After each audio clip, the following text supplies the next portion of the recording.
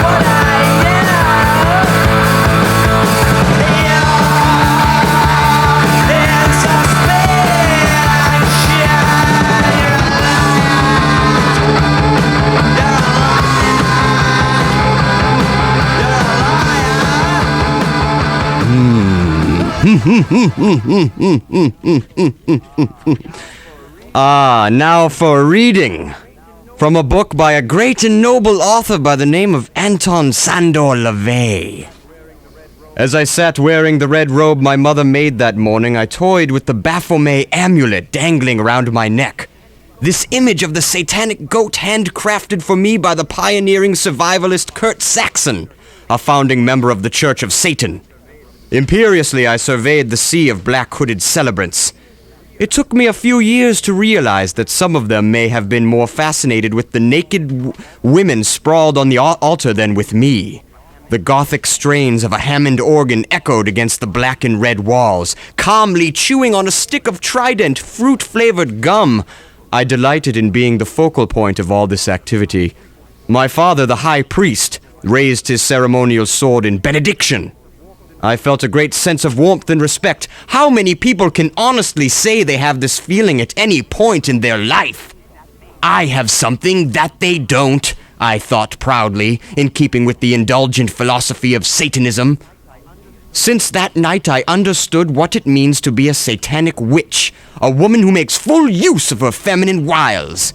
Throughout my life, I would replay the words intoned during my baptism. The many-footed walkers give to you the strength, the power of red fang and claw. All the madly dancing demons fill you with the lost knowledge of the ancient ones. Small sorceress, most natural and true magician, your tiny hands have the power to pull the living heavens down and from its shards build a monument to your own sweet indulgence. And with these others in the devil's fane, you so will cause the heads of men to reel and spin. You will fill them with desire. And so we dedicate your life to love, to passion, to indulgence, and to Satan, and the way of darkness and fane. Hail, Xena! Hail, Satan! That was a reading from the book entitled The Satanic Witch, by arguably the modern-day father of modern-day Satanism, Anton Sandor LaVey, he who was born legendarily with a tail, and with horns upon the crest of his forehead, thus symbolizing and equating him with Lucifer, the fallen angel, the devil himself.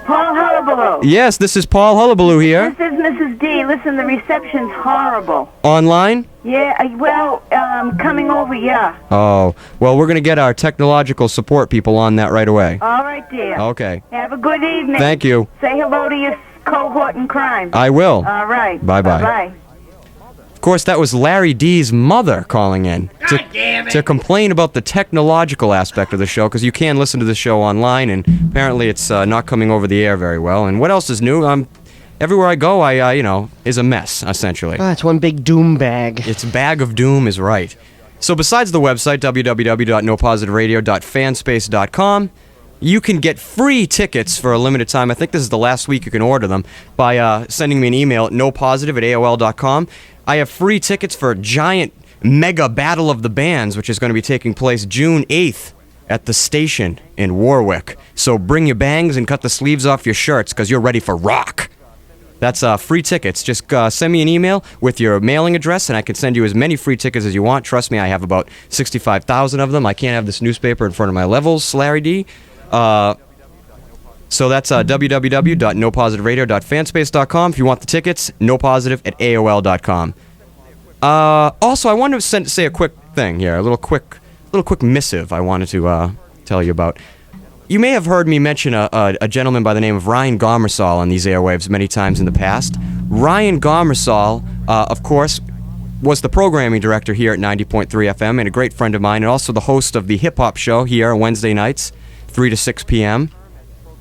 Of course, his term as program director has ended, and I just wanted to say, if it wasn't for Ryan Gomersall, No Positive Radio would not be here on these airwaves. We met each other at an AM station called WALE, where I used to broadcast out of, and Ryan and I both kind of worked there, and I was on the air there, and Ryan invited me to come here once my tenure at WALE ended. He invited me to come here and gave me the opportunity to broadcast on FM airwaves and reach a bigger audience, get better exposure, and he's all done with his job now, and I just wanted to say what an incredibly gifted and talented programming director and radio mind he really is, and I haven't really got the chance over the last couple of weeks that he hasn't been in office to say it on the air, and I wanted to make sure I got a chance to right here and now. Tell him that I love him, and I appreciate him more than he'll ever understand. And there's a new program director who I'm so happy and proud, another great friend of mine, Miss Jackie Palumbo, who's the host of More Core Tuesday nights, and she's doing an excellent job, and she's a hot young upstart. And in many ways, she was kind of the apprentice to Ryan when he was in business here. And I just want to say to Ryan that I thank you for everything you did for me. And I don't know how I'll ever repay you. And I don't mean to be so sentimental and sincere, but I have to say it, and I have to tell you that I love you and thank you. And I hope everybody out there appreciates the fact that it was Ryan's vision that would allow this asinine, chicaneous show to exist when it wouldn't exist anymore if it wasn't for Ryan. So there you go.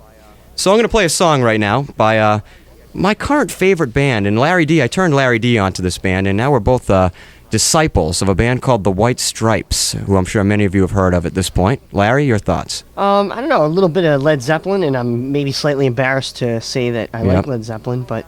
And kind of like a throwback to the blues, like real bluesy. Yeah, it's got a raw bluesy feeling to them. It's only two people, it's got a very small, isolated sound.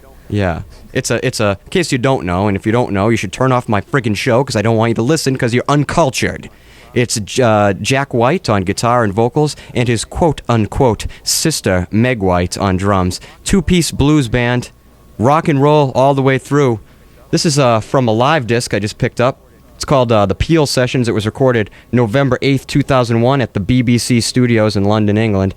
And of course, Paul Hullabaloo and Dirty John Winterbottom work with the BBC on an episode of Doctor Who, which we've played here a number of times, Dr. Hullabaloo. So I've got a relationship with the BBC as well, so this is that much more meaningful. So when we come back from this, get ready. I'll be world premiering a brand new poem I've written especially for the No Positive Radio airwaves entitled The Dream Engine. Watch out. Stand back and put your hats on backwards so you're cool. All right? No, actually put them on sideways so you're cooler. And put on your Weezer glasses for the rest of this hour, because I need you to be cool. All right? Here's the White Stripes. We'll be back. No Positive Radio. Stay tuned.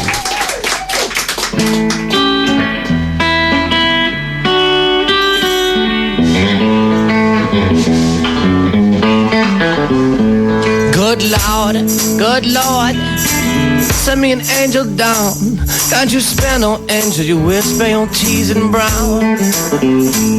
Oh, this new way of loving, well, I swear to God it must be best, 'cause these Detroit women won't let Mr. Jack White rest. There was a crowd down the corner, oh, I wonder why could it be? And one thing but the women just trying to get to me. One of them half Chemic yellow, oh, one of them Detroit brown, but that Southwest dark skin was sure to turn my damper down.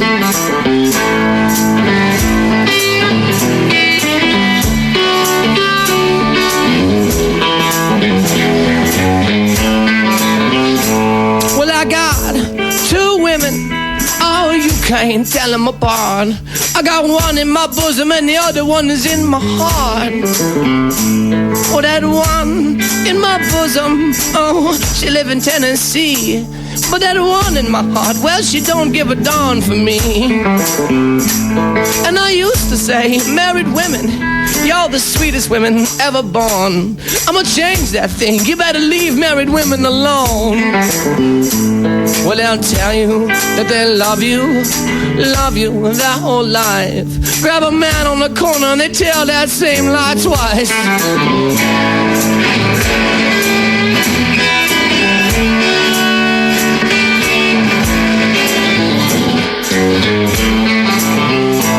Oh, ticket agent, which way did my baby go? Tell me what she looks like, I'll tell you what road she's on. She's a long, tall mama, oh, a mile and a half from the ground. She's a tailor-made mama and she ain't no hand-me-down.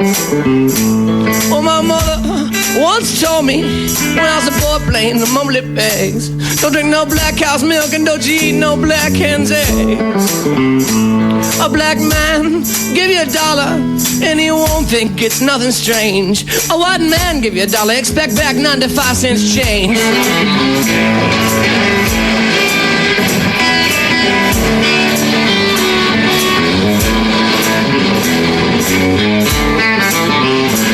So good Lord, oh, send me an angel down. Can't you spare no angel, you will spare your cheese and brown. For this new way of loving, well, I swear to God it must be best, 'cause these Detroit women won't let Mr. Jack White rest.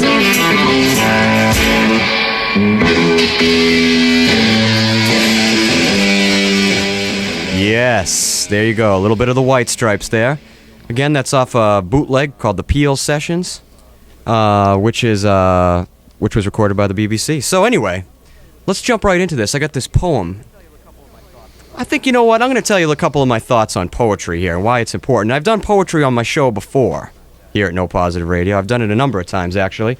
Hold on, let me just change up a couple CDs while I got a second here. You guys don't mind, do you? You don't mind waiting a few moments? If I replace a couple CDs, change them, I don't got Dirty John on the boards. I got to do it all myself, and frankly, I don't like it. So anyway, ladies and gentlemen, it's always been my thought that poetry and poems are the fontanelle of the human experience, essentially the soft spot, and they need to be cradled, they need to be held, they need to be exalted at all times. Now, if I had my way, I'd do poetry every goddamn week on this show. Every week I'd come into the studio and just read my own goddamn poetry. I frankly have published under my own publishing label, Red Ant Publishing. I've published about 17 books of poetry this month. And it goes along and corresponds with the 7-volume autobiography I'm working on. I'm a poet at heart, you know. I mean, all creative, artistic, brilliant geniuses are, you know, generally poets at heart. And so I'm no different, you know what I mean? And I was actually the first, and I am Paul Hullabaloo, so this shouldn't be any surprise to you, but I was actually the first to break the major rule of modernist poetry, which was I was the one who cleared the way for words to rhyme with themselves. Forever that was considered something that you shouldn't do. A word shouldn't rhyme with itself, but Really? I think it's the greatest rhyme scheme, using the same word to rhyme with itself. How is that not rhyming? The word orange does in fact rhyme with orange. You're right. Am I right? Yeah. Now, let's try it. Let's make an example. Okay. What's the first word you think of that rhymes with the word, say, door? Store. No, I was going to say door. So you're missing the point of my rant here a little bit. And door would go better with door. Yeah. Do you ever think about talking into the microphone, or you to? How's that? Yeah. Now the audience can hear you. It's a revelation to you. The microphone in your face. It's not there for design and decoration, Larry. You've done this enough to understand that. So, I look at my life in the course of my life before I read this poem, and I think, not only have I written the great American novel, which is namely White Hunter, Black Choach, which I've read segments from on this radio station. Not only have I written the great American play, namely A Flower in August, which we've performed scenes. Bill Parker actually acted in that play, was one of the performers in the prototype for the Broadway stage play A Flower in August. Not only have I fronted the great American West German European punk folk outfit, namely The Cringe, of course, historically, legendarily, infamously The Cringe, of course, but now I am also Poet Laureate of WRIU 90.3 FM, the Poet Laureate of Shunkville, the Poet Laureate of the No Positive Radio airwaves. And here I have my latest masterwork, which I've entitled The Dream Engine. You guys can attest. This is long. You guys take a look. Yeah. That's a lot of ink. 3 pages. I hand wrote. I don't type out my poems either, because that cheats them. It needs to be read with my own handwriting, or else it's not efficient, it's not real, it's not the pulse, it's not down, it's not right, it's not righteous, it's not there. Agree or disagree, Larry D? Yeah, I agree with Bill you. Parker? He agrees, of course. This is a poem I like to call The Dream Engine. I have some musical accompaniment. Is it accompaniment or accompaniment? Anybody? Accompaniment? Yeah. Accompaniment. Let me turn this up a little so you can hear it. Hold on. Can you people hear the piano? I hope you can. Yeah, why not? This poem I've entitled The Dream Engine. What is your name? What is your dream? Show me the subtle characters of your dream name, and I will birth your fancy. What is real, and what is this love you speak so keenly of? I ask the fickle wind, the answer is inherited in the form of fire. Leveled needlessly against me, as if heaved frustratingly by some wet-lipped, hell-toothed devil of old. Dressed in wolf's clothing, a rapping upon my straw hut door in the nursery rhyme of my mortality. Simply ogling my existence from above, like a shite-necked vulture awaiting a sweet and raw mouthful of tainted and rotting ferret flesh, hot and moist and hot, dripping from exposed bone like hot dollops of sugary buttermilk upon the fat meat crest of an infant's supple bottom. A cat's bitter, creased tongue, licking it off like a gentle humming bee, draining a treasure of pollen from a rose's tender, inviting vagina. Oh, fat neck! Oh, sweltering fat sweat neck! Why do you beckon to me with the violence of such a sour glance? Do you not trust the rationale of chance? Are you not the hair split down the middle in a proud display of ability by a coy rogue's sharpened lance? Let me master you, like two Puerto Rican tangoers eloping in the throes of a savage dance. The smell of your disapproval has become harshly rancid. And what of the kingly majesty of my id? And what of it? Does it frighten you, mock turtle? Does it taint your system like the vibrant nectar of a hidden jungle poison? Oh, sultry Svengali prayer of the end, poison! Poison! A quick whiff of my id poison, inviting your trepidation to digest arrogantly in the pit of my gut, like an abandoned latex glove on the bloodied floor of a battlefield medic's makeshift hospice, or like the desert sand, trickling from an old woman's dry hand, returning to the blessed anonymity of the desert sand. Sand. Nana! Nana! Do not pass on to the hated zone of wilted remembrance, Nana! Oh, Nana, do you not see? You are the only mortal left who truly knows. Tell me of this guarded truth. Pray tell, do tell. Who built the dream engine? Tell me, Nana, sweet old dream wrangler, who built the dream engine is all I want to know. Was it the French, intelligent and unsettled, parlez-vous dream engine? I thinketh noteth. Was it the Spanish, brown and organic, me llamo dream engine? Ay, ay, ay! No, 'twas not! Could it have been the powerful Germanic tribesmen of olden yore-esque times? Mayhaps. Nana, bequeath upon me the answer, for I am castrated by its weight. Her final words upon a soft and paralyzed whisper, a hearkened riddle, as she spoke. By the summer moon, the crow crows. By the winter sun, the cock cocks. Know and hear this fairest of crows cocks. Whose head is larger, the crow's or the cock's? And what is more prudent thing, the crow's cock or the cock's crow? To choose would be voluntary sacrilege, yes, but to divine the mystery of the dream engine, you must decide. She bequeatheth upon me. The answer 'tis within the sharp beak of the crow, for the cock cries only at dawn, and the cock knows not of ego. But the crow, oh yes, the crow is a handsome and headstrong fowl. Fly, cock! Fly, crow! Fly together as one! Fly back to Black Feather Temple, and goddest thouest dream engine for the children of tomorrow. Now, return thyselves back to unbridled mediocrity like the crab. Fare thy well, sweet crab. Fare thy well, sweet crab. Sweet crab. Crab. What is your name? What is your dream? Show me your dream name, and I will birth your fancy.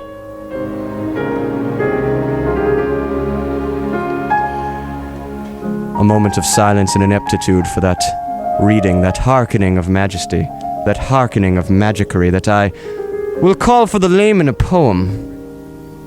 But for those who have been enriched with great, great marvels of life, you know that was not a poem. You know that was an exclamation point of emotion and raw power and raw human experience. So give it a moment of silence and musicery.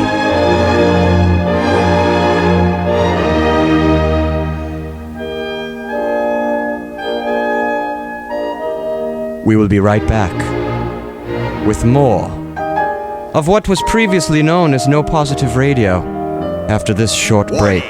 The following radio broadcast may contain content that some may consider to be chicaneous and shenaniganalicious. Listener discretion is advised. Hey kids, do you want to listen to underage girls sharing secret rock and roll fantasy crushes? Laura, what's your secret confession? I think that Rivers Cuomo Yeah? is kind of hot. You sex... Some pictures are disgusting. You sexed up little prepubescent you. Do you want to hear the latest, top-of-the-line, queerly asinine Sally rants? It is coming, it is coming, it is coming all over my face. I can't stop it from coming right now. I can't stop the cum. I can't do it. It's just too ferocious. It's like a tawdry river. It just flows and flows and flows, and it never ends. It never stops. It's coming straight at you. From the north, from the south, from the east, from the west, from my mouth, from my bum, from my chest, and my nipples, and my 6 chest hairs. It's coming from my fist. It's coming from my feet, between my toes, between my ears, where I keep my mind. It is coming. It is coming. How do you like the sound of an overripe ball sack filling with the black backwater fluids of depraved spiritual listlessness? I've never heard this before. This must be demonic talk. Dirty John, I've never heard this demon speech before. The Lord is ignorance. The Lord is not ignorance. Is he casting a spell on us or something? I'm feeling weak. I'm shaking. My body is shaking to its core. I must slap the Bible. slap the Bible. Spank the Bible. I will spank the Bible in the name of the Lord. I will get the biblical juices of the Bible flowing by spanking its bottom. Such things speak not from that book. This book will liberate you. Eyes only feeds my anger, feeds my misery. Demon, this book will liberate you from the body of Paul Hullabaloo. Sound righteous? Well then get ready, basement dwellers. No Positive Radio is back.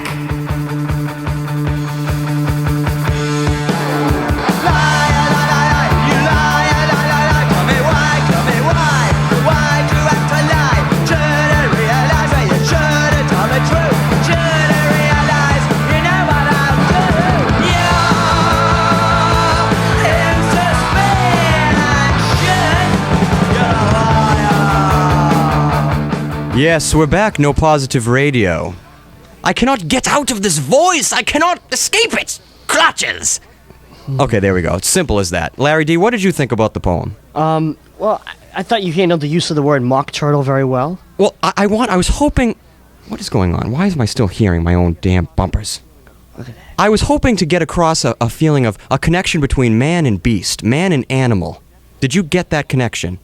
Yeah, it's the same way that when I walk into Petco, I feel like there's some kind of magic between the animals behind the plexiglass and the people at the cash registers, you know? There is a magical connection between the Petco employees, Larry D. is elaborating, and the animals within the cages begging for release because they're dying of sickness and depravity. We have somebody on the line right now, and actually an English professor from the University of Rhode Island, who heard the poem the poem I entitled "The Dream Engine" and would like to talk about it. Hello, are you there? I think I'm dying right now of depravity. You're dying of depravity right as we speak. Well, there was an amazing repetition that just called out to the dying animal in me. I agree with you 100%, as a matter of fact, and I'm enthralled with the fact that you caught on to that, because I was hoping it would be interpreted correctly. I'm so glad I was able to do that, but there is that incredible universal sense of what we all feel in some way. You know what? I think I've fallen in love with you. I've fallen in love with your wisdom and your mind, I should say. Well, that happens to me every day, but I'd like to talk about the poem. Okay, go ahead. The poem, it just has a very base sense of humanity, of the good, the evil, the struggles we go through every day, the stupidity of what we are. And isn't that the importance of poetry in this day and age? Absolutely. If we can realize how stupid we are, there's nothing else. There's no other reason to read. I am so happy that you called in. And you also asked me if you could receive a copy of my poem the way I read it on the air. Absolutely, because if I can play this to anyone else and reveal what you've done, I feel like I've done a great service to humanity. My God. Well, you have complimented me beyond all human compliments, and I'd like you to know that I appreciate that. Well, I'm glad I could do my little service. Now, hold on. I'm going to put you back on with Sir William Parker, and you can give him your information, and I'll send you something. Take that phone before I cut her off violently. Anyway, ladies and gentlemen, that was University of Rhode Island English professor. Now they all want to get on the air. We'll take one more call. The phone lines sound ridiculously bad, though, but I'm going to... Hello, are you there? Turn your radio down. I'm sick of this. Hello? Hello, how are you? Yeah, alright, I'm kind of embarrassed to say this, but I'm a virgin, and I'm 25 years old. Okay. What luck can I have towards women? Well, I promise you, in about 10 minutes, would you be able to call back in 10 minutes? Yeah, I'd be able to. Okay, because we're going to do a word of advice. I'm going to become a therapist for the last period, the last quarter of the show. All right. But I don't want to do it yet. So you call in with your problem, and I'll give you an answer. All right. Wait till you hear me announce it. All right. All right, goodbye, young sir. Thank you. All right, back to the dying animal. No, I don't want... That's all I want to do. I don't want to beat it into the ground. All My right, genius needs to be savored, but savored in small doses. That's fine. Let's move on. I've had enough of it. All right.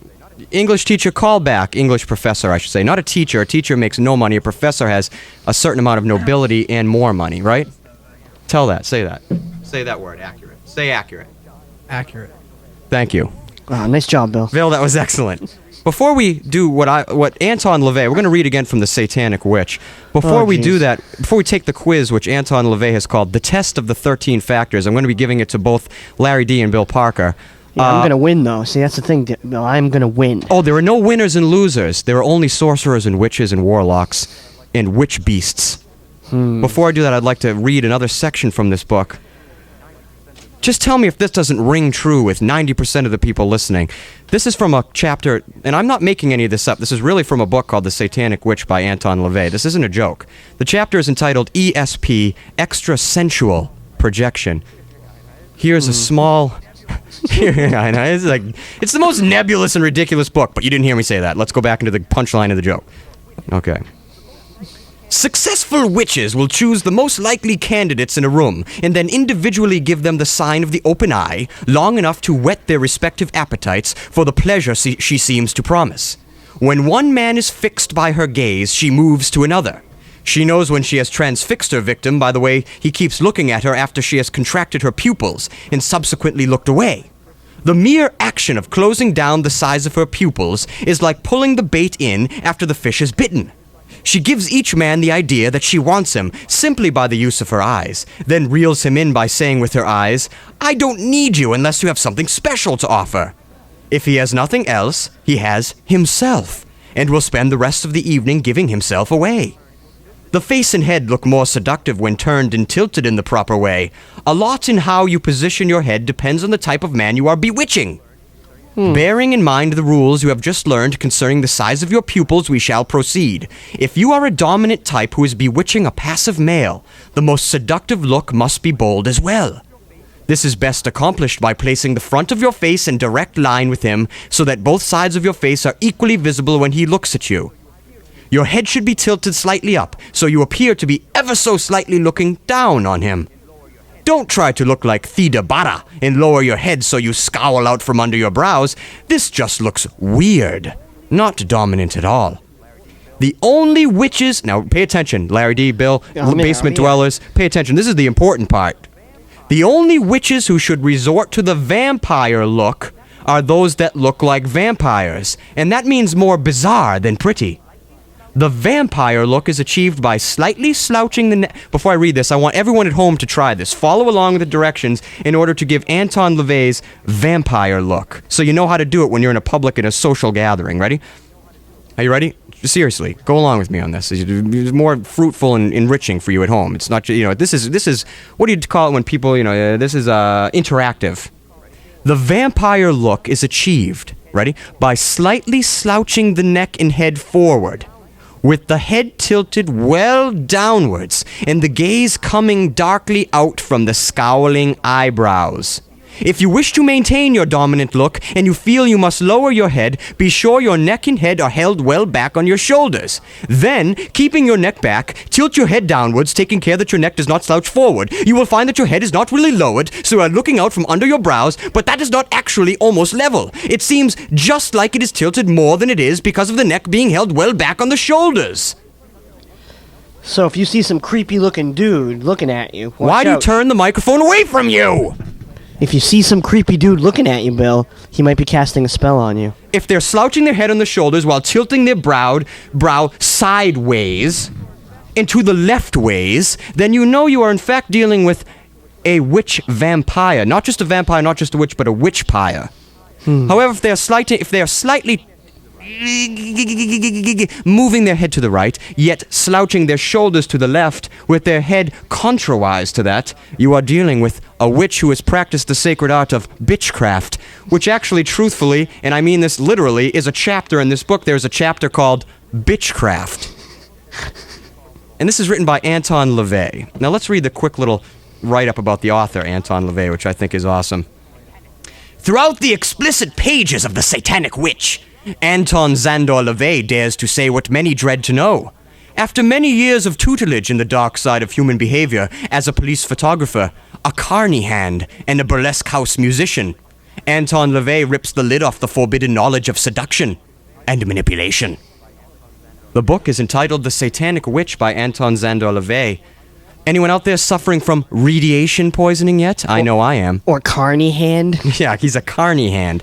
Now, let's all take the witch test. I want you all to take this at home. If you have a piece of paper and a pen near you, let me find the friggin' goddamn son of a bitch and daughter of a bitch of a page. Where am I? Gotta take my damn... Nope. God damn it. Here it is. It's called the Test of the 13 Factors. Now, basically, this is a scorecard test, so you want to write down your answers to this. They're only yes or no answers, and at the end, I'm going to tell you how to gauge, you know, what you are, and gauge your responses. Do you have a pen ready, Larry D? Yep, right here. Bill Parker, basement dwellers at home. Everyone have a pen, I hope? Pass me my water. I need a sip while everyone is getting a pen and a piece of paper. Seriously, take this test, and you can find out whether you're a witch, a warlock, a sorcerer, or a psi vampire, a psychic vampire, or a witchlock. What did I call it before? A witchpire. A vampich. A vampich. You did say witch beast. A witch beast. Of yore. I use yore too much. I'm blowing that joke out of the goddamn water. Hold on. Anyway. Here's question number 1. Well, of course, what am I doing? I have something musically to go along with this, too. Of course, what's the perfect music to go along with anything when you're talking about witchery or vampirery or the like? What's the best music? Well, of course. Black Sabbath.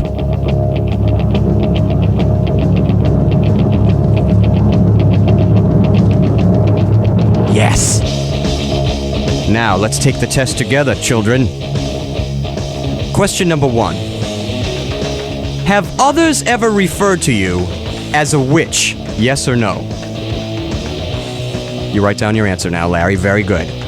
And mark it with, yeah. Okay.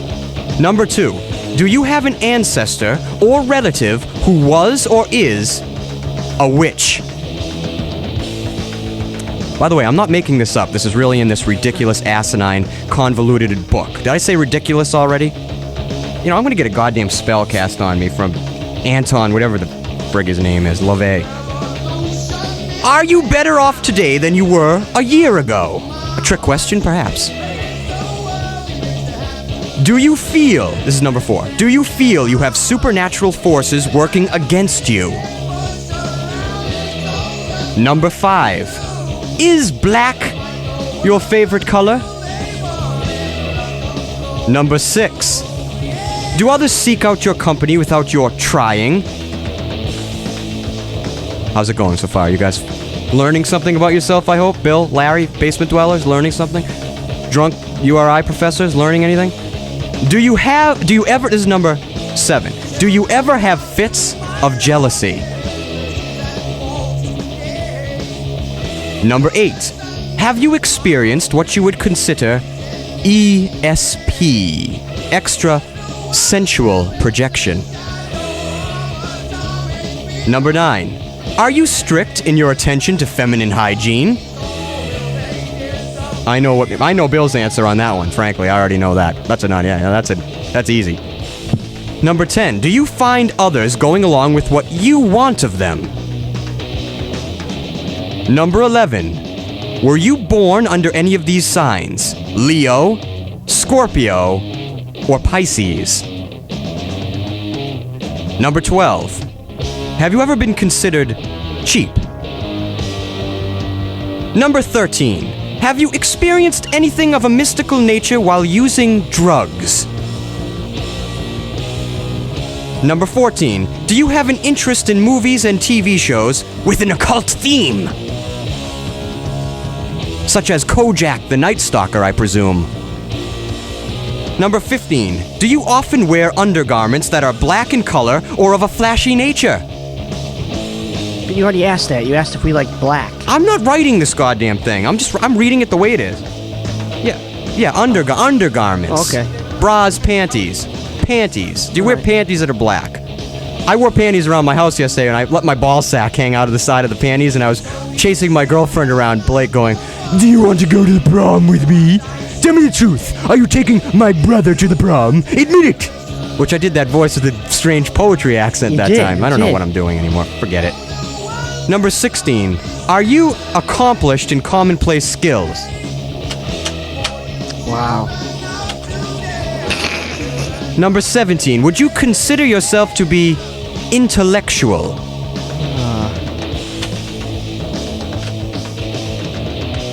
Number 18. Is there anything you would fear as a consequence of your practice of applied witchery? I thought I invented that friggin' word. No, I guess not. All right. Number 19. Do you find that men often make passes at you? Larry? Bill, I don't think you need to answer that one. I've been hitting on you for months. Number 20, and finally, do you wear any kind of amulet or charm that has occult significance? The test is up. Ladies and gentlemen, put your number 2 pencils down. It's time to score our tests. Hold on, I have to take her. Let's see what it Yeah, is. no positive radio. I got disconnected. Oh, okay. Bill's going to take you right now, URI professor. One moment, please. Thank you. And switch over the line real quick. Let's get this person out of the way. No positive radio. Can I help you? Yes, you can. Hi. You're interrupting my entire show, but go right ahead. All right. Well, this is the guy for the next show. Oh, what's up? I was wondering if no positive could positively let me in the door. Of course we can. For you, there's no... You've not... I take it all back. You're the great... This is Mike Maresca. This is Paul Hullabaloo. Somebody will be down in 1 moment. Why, thank you very much. I love you. Goodbye. Kind Sound's coming up in about 12 minutes. We'll be taking your calls in about 1 minute. Let's take this... Let's just gauge this... People at home, if you want to take the test, or you want to gauge your responses, I should say. Shoot. Okay. If you have a score of 7 to 9 yes answers, there is hope for you as a competent witch. A witch. Witch. Huh? Where? When? Why? Who? Where? What? Okay. If you have a score of 7 to 9 yes answers, there is hope for you as a competent witch. If you scored 10 to 12 yes answers, you are well on your way to sorcery. And if you got all 13 possible or all 20 possible yes answers, my friends, you are truly gifted in the arts of magicery. In sorcerescas you tattoo. What, between 12 and 20? You're well on your way to sorcery. Are you well on your way to sorcery, Bill?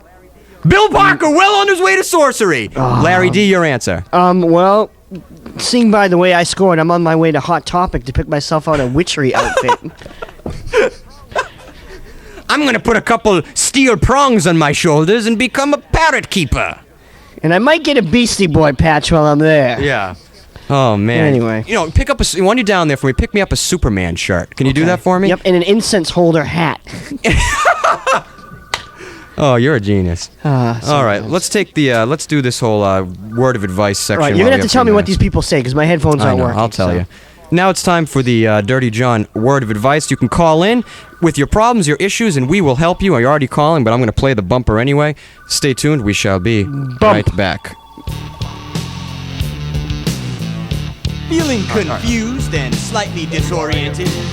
Let Dirty John manhandle those filthy friggin' problems. This is your word of advice, and this is your host, Dirty John, Johnny Winterbottom. Baby, lady advice.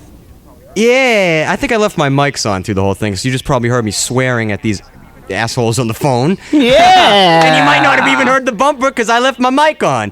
Oh, no positive radio. You're so cuckoo, caca, poo-poo, pee-pee, pants, face. So anyway, if you didn't hear the bumper, this is the word of advice, and I'm Dirty John Winterbottom. You want a problem? I'll help you.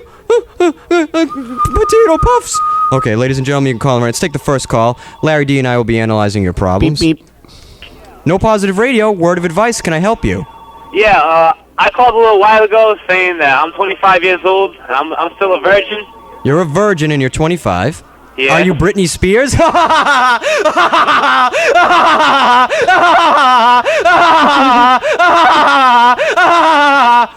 Hello? Yeah, so how can you help me? Well, I would suggest having sex with a girl to cure that problem. Yeah, I Yeah, but agree. What? You know, I'm kind of obese. How big are you, dude? Like 325 pounds. You're 3 1/4, huh? Yeah. Dude, you gotta jog or something. Dude, I haven't Is this Dirty seen John? I haven't seen a vagina in so long. You know what, frankly, though, you're not missing much. I've said it before on the record, I'm gonna say it again. Yeah. I think the vagina is one of nature's design flaws. It is, man. Everybody has to see it. It's ridiculous looking. It's sloppy and nasty. I don't If you even saw know it on what the it side of smells the road, like. would you pick it up? Yeah. Larry D wants to know if you saw a vagina on the side of the road, would you pick it up? Why, you couldn't I'd hear me probably say touch it. I'd feel it. I'd do everything to it. Now, have you felt a vagina? I've never even seen one. Well, you don't have to see one. Do you ever put your hand down the pants? Can you tell them just to wait a couple seconds, please? These ringing phone incessantly people. You haven't had any girlfriends? Nothing? Never. Well, dude, it's not about your weight, to be quite honest with you. What it's really about... Can you hear what he said, actually? What it's really about is... It's a cliche to say, but it's about your confidence level, man. It has nothing to do with your weight. I mean, I know many heavy guys that have plenty of women. As a matter of fact, sometimes the heavy guy is very endearing to girls. Yeah. Because it's all about your confidence. If you're the cool guy and you're also big and hefty and large, but you still project that air of, like, strident confidence, and you get all sorts of things, and you wear headphones around town when not even listening to music. Well, I have a Harley Davidson. Well, don't be selling that side of yourself too quickly. Yeah, that's a little sad. I mean, come on now. Harley Davidson, 10 people that are listening right now, their grandfathers have Harley Davidsons. Yeah, but they... You know what I'm saying? I know what you're saying. Do I hear a girl laughing in the background? No, that was my buddy. Stick your hand down his pants. What's wrong, dude? Get with the boat. Get on the boat. Captain the boat. Grab his phallus and stick shift. I got a big cock. Yo no soy marinero, soy capitan. Let me ask you something, dude. Do you think by any chance, maybe it's just because you don't have the confidence, there's nothing to do really with your weight, you're letting that hinder you, you're letting that be an anchor? More than just a physical anchor? Hello? Hello? I think Bill cut him off. Wow, my God, you went from a giant fat virgin to a strange drunk girl. What are you talking about? You're a giant fat virgin. No, I'm not. Aren't The guy you? hung up on me to let you know. You're an alarm system in a bank. Is the burglars? The guy hung up on you. What's up? What do you need? Do you need help? Well, I'm 15 years old, and I'm a Wiccan. And my mom Oh, is gonna please, find wait. out. So hold on, stop. Hold on. You're How do I 50. tell my mom? You're a Wiccan? Yeah? Oh, you poor girl. You're so misled. No, I'm not. What? You're a dirt worshiper. No, I'm not. You're a tree hugger. No, I'm not. What do you? Is the goddess No, and the you god, know the what I father do? and the You know- mother? All things you- work you know- bilaterally. You know what I do? You know what I do? What? I curse my best friend. Yeah? Yes. You pray to the bottom of my shoes. Don't you understand that? Ask her if she has any crystals in her pocket. Yeah. It's kind of odd because I rated a 13 to 11 on that score thing you gave off. You got a 13, so you're well on your way to sorcery, little Wiccan. Well, yeah, and I'm 15. I'm well on my way to sorcery. I'm a Wiccan and a half witch. Oh, no, you're a half-witch. You're a halfling. Half-wit? Tanis half-elven, come forth. The council beseeches of you. Yeah, well, right. I don't know. What did your mother get you into this Wiccan bijabak? No. You don't want to be Wiccan. A book. Oh, a book. Was it by, what is his name? Scott Cunningham? Sean Cunningham. No. Right? No, we went to high school with Sean Cunningham. A little Ree, you know? Say it again? A little Ree read the, it's like a little Ree wrote the book. Well, can I give you my advice? My advice to you is to go back to Catholicism, where everything is warm and friendly and happy. I don't want to go to Catholicism. I want you to be a Catholic just like me, Paul Hullabaloo. I'm Catholic, but, it doesn't mean that I'm not Catholic being Oh, you want the Wiccan. best of both worlds. Come on. But I'm not, we don't worship the devil. No, I didn't say you did, but it's still a giant, unabashed fraud of a religion. It's not even a religion. Well, it's a fashion not really. trend. It's not really. Let me guess. You wear long, flowing skirts, crystals around your neck. Oh, no. No, I don't. You know what I wear? I Oh, wear black shirts and blue jeans. You are sick. I ain't tripping, man.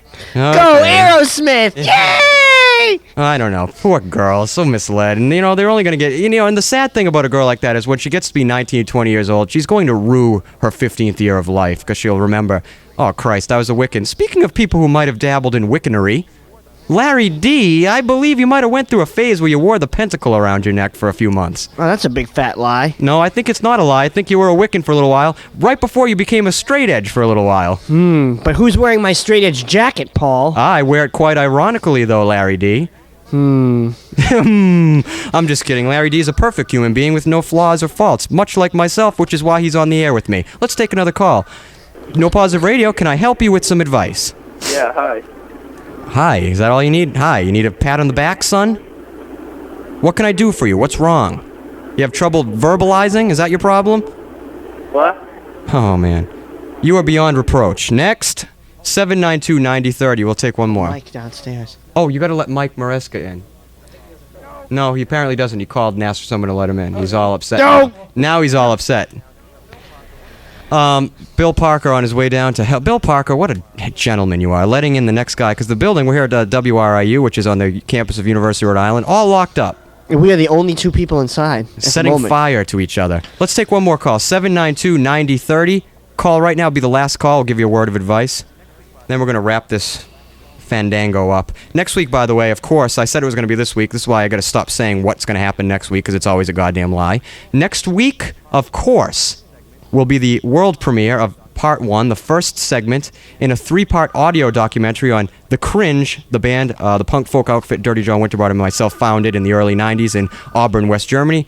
Live songs, interview, bootleg footage, footage, all that crap. So tune in next week for that. Also, we might have the director of this documentary, Ray Daniels, who also directed a film about us called The Cringe Full Exposure, which you can rent at Acme Video, 453 Acme. He might be in here for an interview depending on his schedule. Let's take another call. No Positive Radio, how can I help you in the last couple of minutes here? Hello. Hi. I have a problem. Oh, I bet. I smoke too much marijuana. How can I stop? You smoke too much marijuana. You want to stop. Can I tell you what I've done really quick? Yeah. I used to be a wicked pothead, and I started to get bad panic attacks from it, and so I cut it out of my life for about 6 months, which I shouldn't have done. I needed to go through that phase. But what I eventually and what I do now is I keep myself. I ritualize it.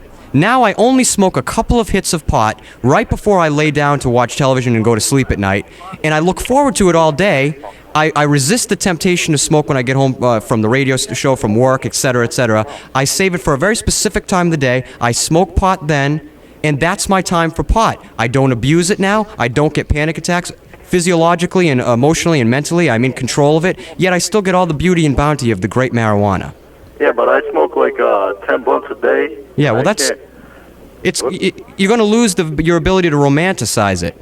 Try ritualizing it. Find one point in your day that you smoke pot.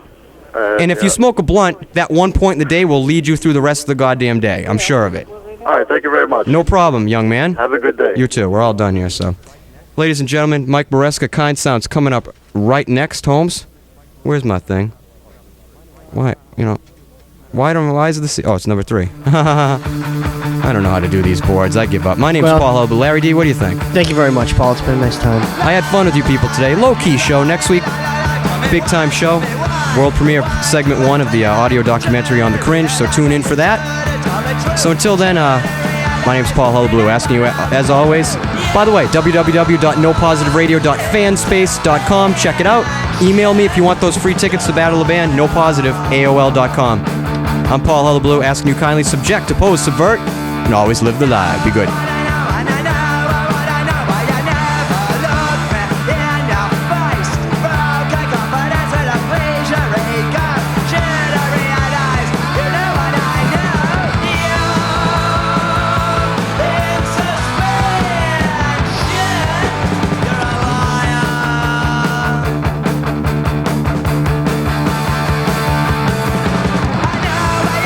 Everybody you know, I know everything that you do.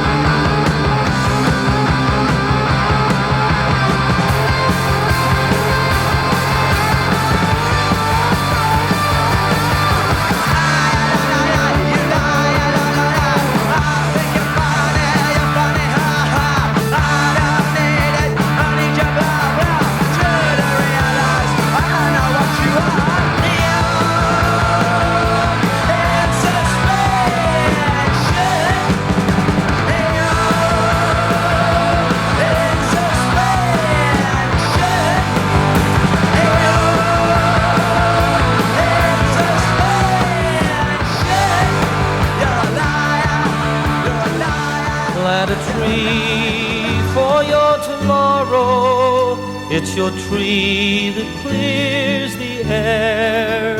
Plant a tree, trees for America. Plant a tree today for all the world to share. Taste the breezes, life inside you. Make a promise to the earth. Plant a tree, now is the time to recognize a tree for all that it is worth.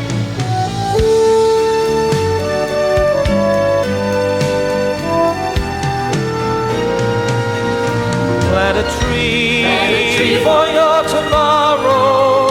It's your tree that clears the air. Plant a tree, trees for America. Plant a tree today for all the world to share.